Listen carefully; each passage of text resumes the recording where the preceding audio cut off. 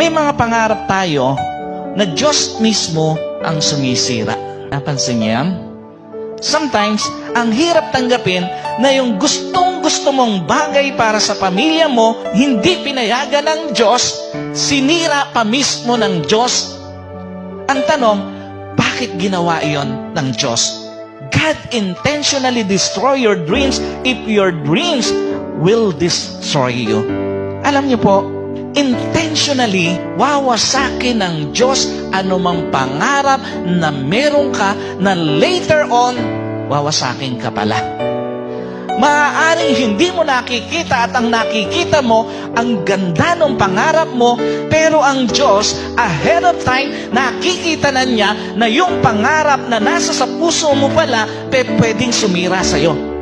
Tandaan niyo po, hindi lahat ng gusto natin pwedeng maganda ang dalin sa atin.